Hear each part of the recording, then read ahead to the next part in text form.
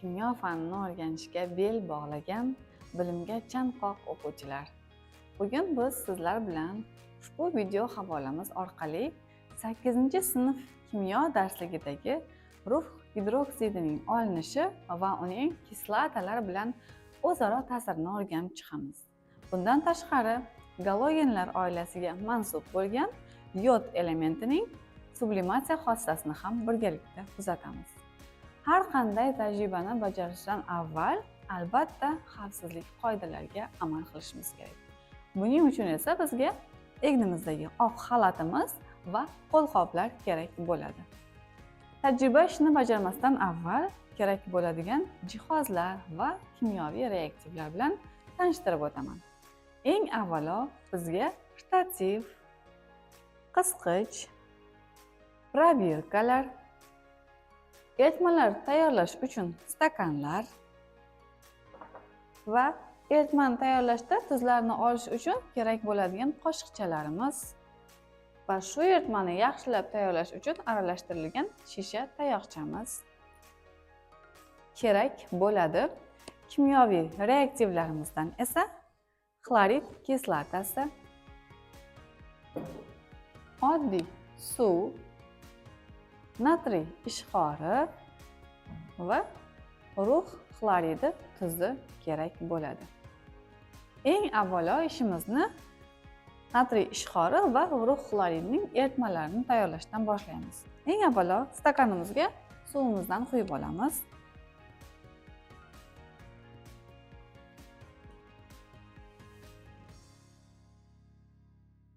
Endi natriy ishqoridan olamiz. 20 ml suvga taxminan 2-2,5 gram atrofida natriy ishqorini solsak bo'ladi.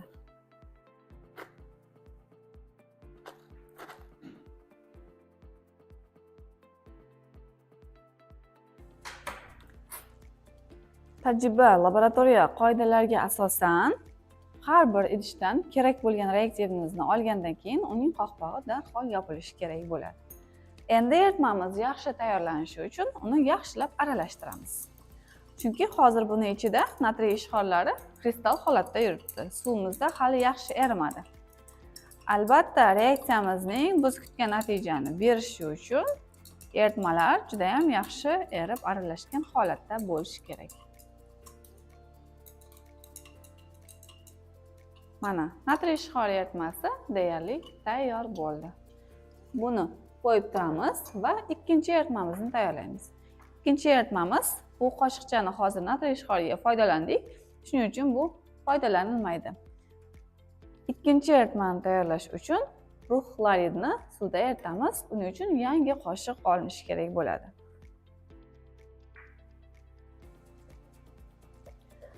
Bunda ham xuddi shunaqa 20 ml suvimizga taxminan 2-3 gram rux xloriddan solamiz.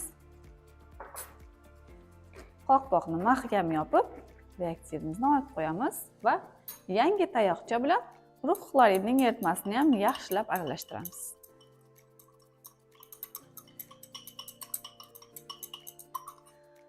Mana, hurmatli o'quvchilar, ikkita eritmamiz ham deyarli tayyor bo'ldi. Endi biz bu ikkita eritmalarni o'zaro aralashtiramiz va rux xloridni olamiz. Shuning uchun probirkamga natriy ishqori eritmasini quyapman. Natriy ishqori suvda erigan paytida o'zidan ozgina issiqlik ajralib chiqishi bilan yuradi. Natriy ishqori eritmasini ustiga esa rux xloridi eritmasidan quyaman.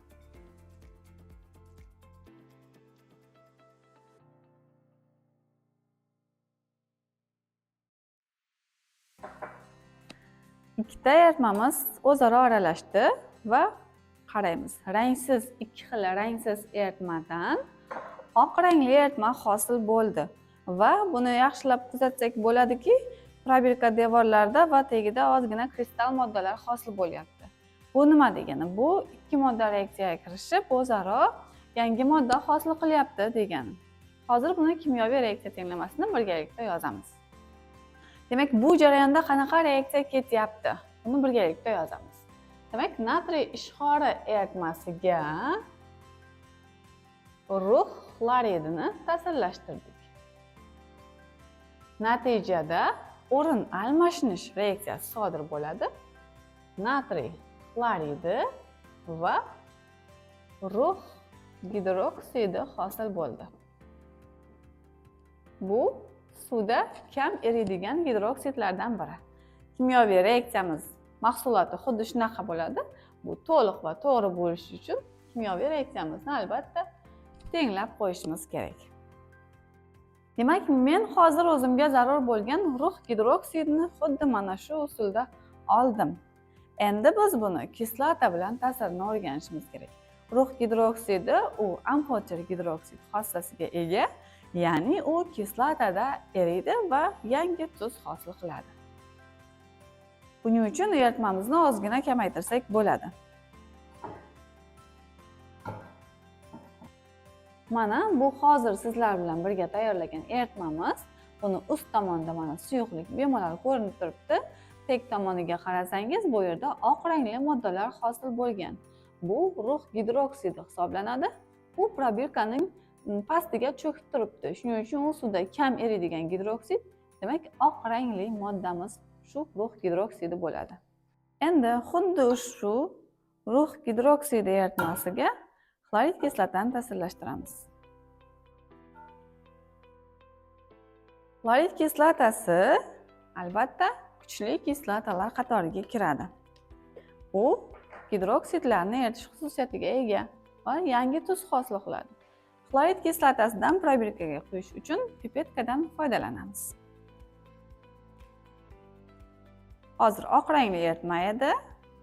Bunga yetarli o'lchamda xlorid kislotasi eritmasidan quyamiz. E'tibor bering, qanaqa jarayon ketyapti. Boya probirkamiz oppoq eritma edi. Uning ichida rux xloridi cho'kmasi bor edi. Hozir esa xuddi avvalgidek rangsiz eritmaga aylanyapti. Mana ichida oq moddalar yuribdi. Bu hozir endi eriyotgan rux gidroksidi.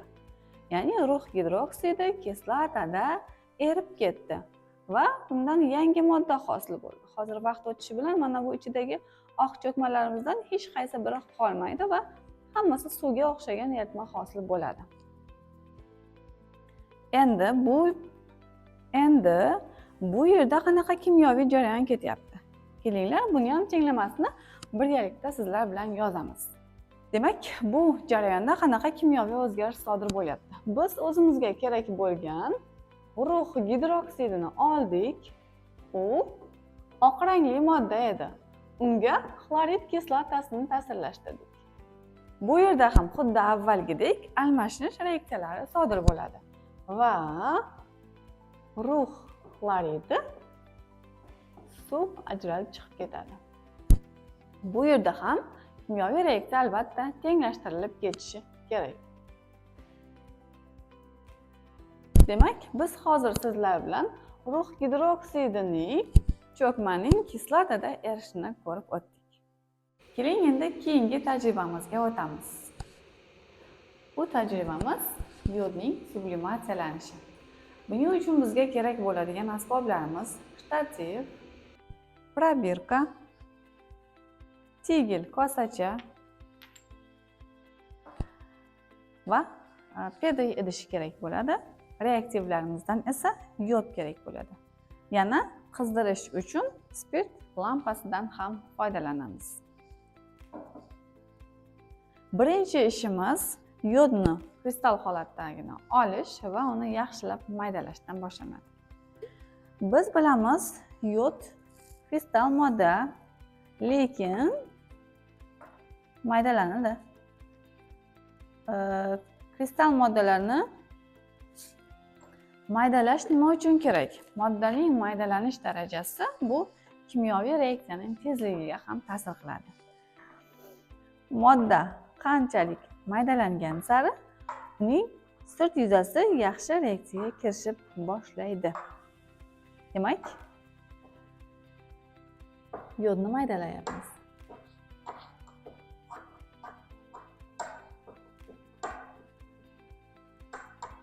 kristal holatdagi yodni tun holatiga keltirdik.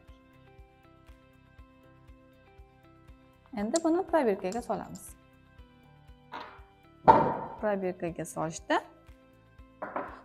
qog'ozchadan foydalansak yaxshi bo'ladi. Tashqariga ko'p sochilib ketmaydi.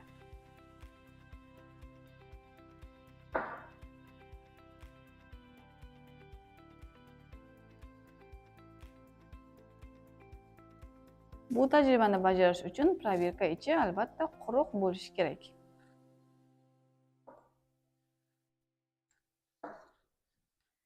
Bu yod kristallari. Biz bu tajriba orqali ikkita jarayonni bir vaqtda ko'rib o'tamiz. Yodning sublimatsiyasini va desublimatsiyasini. Desublimatsiyani ko'rish uchun bizga albatta probirkamizning og'zi yopiq holatda bo'lishi kerak. Va yodning sublimatsiyasiga bizga albatta harorat kerak bo'ladi, chunki bu temperatura yordamida yuradigan kimyoviy reaksiya. Shuning uchun spirt lampasidan foydalanamiz. Xavfsizlik qoidalariga ko'ra, probirka qizdirilgan paytda albatta u asta-sekinlik bilan aylantirilib, harorat probirka devorlarida bir xil tarqalishi kerak. Undan keyin esa normal hajmda bitta joyga qo'yib qizdirsa bo'ladi. Ko'rib guvoh bo'layotganingizdek, bu kristal modda edi. Hozir menda probirka devorlarida siyoh rangli gaz moddalar ajralyapti.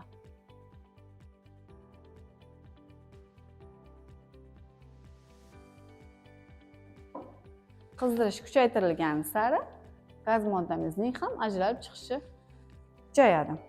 Va bu yerda e'tibor berishimiz kerak, yod bug'lari ozgina bo'lsa ham zararli, shuning uchun buni oynalarni ochib qo'yib ishlashni tavsiya qilamiz. Mana o'quvchilar, ko'rib guvoh bo'lganingizdek, biz yodni qizdiryapmiz kristal holatda va u probirka devorlariga kristal holatdan to'g'ridan-to'g'ri gaz holatiga o'tadi. Bu qanaqa jarayon deyiladi? Qattiq moddaning kristal holatdan suyuq holatga o'tmasdan to'g'ridan-to'g'ri gaz holatiga o'tishi sublimatsiya deyiladi. Endi desublimatsiya nima? Desublimatsiya aynan shu jarayonning teskarisi. Ya'ni gaz moddaning kristal holatga o'tish jarayoni. Mana bu devorda ko'rsak bo'ladiki, Pedri idishning tagiga hozir yod bug'lari yig'ilib kristal holatga o'tyapti. Mana shu jarayon desublimatsiya jarayoni deyiladi. Hurmatli o'quvchilar, mana biz bugun yangi tajriba o'rganish orqali kimyo fanida yana bir qadam oldinga yurdik. Kimyo fani bu faqat formulalar emas, u hayotni tushunish fani hisoblanadi.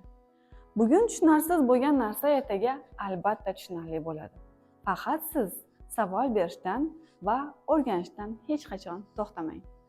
Zero orangizda kelajakda kimyo faniga yangilik olib keladigan olimlar bordir. E'tiboringiz uchun rahmat.